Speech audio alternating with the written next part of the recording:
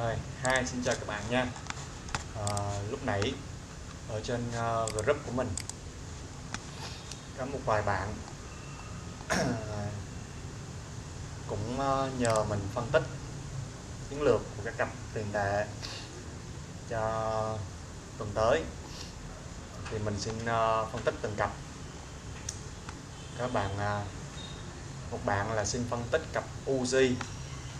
Thì cặp UJ đây, bây giờ mình mở lại cho các bạn xem cặp UJ. Thì hôm thứ Sáu vừa rồi mình có up một cái video là mình đã phân tích cặp UJ rồi. Thì UJ hiện tại trên khung tuần thì gặp một cái vùng cản tại cái trendline ngay mình vẽ đây. Đồng thời thì nó cũng là Fibo ở khung D1, Fibo màn hình nha các bạn, Fibo màn hình ở khung D1 ở mức là 23.6. Thì nên tối thứ Sáu hôm trước là mình có nói các bạn là khuyến nghị là cặp này là canh sell.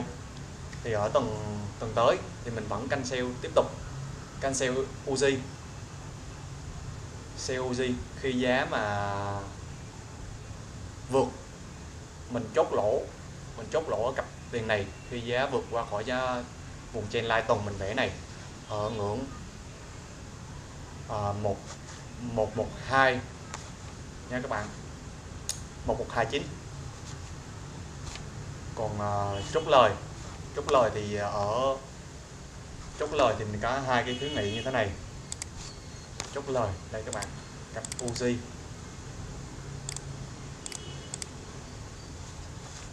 thì ở khung H4 thì UJ ở H1 hay là H4 gì cũng vậy, UJ đang cho một lực xuống rất là mạnh. Nếu bạn nào muốn an toàn thì đợi nó phá qua khỏi cái vùng trendline này của mình vẽ, phá qua vùng trendline này mình vẽ, phá qua vùng 1120 này thì các bạn tiếp tục vào lệnh sell dài hạn.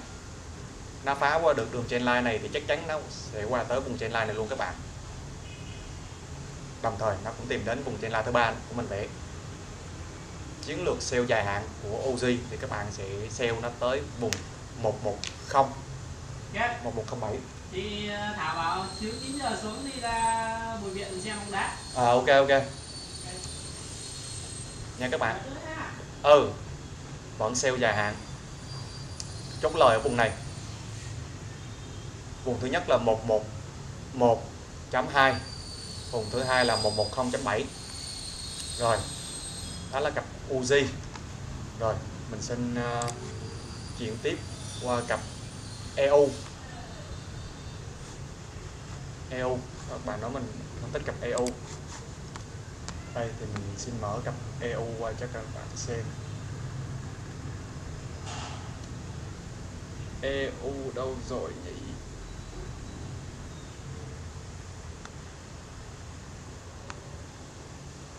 Đâu rồi? EU đây. Đây các bạn, nếu mà mở cặp EU thì EU hôm tuần vừa rồi á thì mình phóng lớn lên các bạn sẽ thấy nó cũng phản ứng với mấy cái tuần vừa rồi luôn. Nó không phá vỡ khỏi cái vùng trendline của cái xu hướng tăng này, cho dù một lật xuống ở mấy tuần trước, một lật xuống rất là mạnh ở khung tuần, nhưng mà vẫn không phá vỡ được vùng trendline này. Cũng là Fibo này, nhưng mà Fibo này là Fibo tuần. Đây các bạn, thì mình mở những khung nhỏ hơn, ha các bạn ha.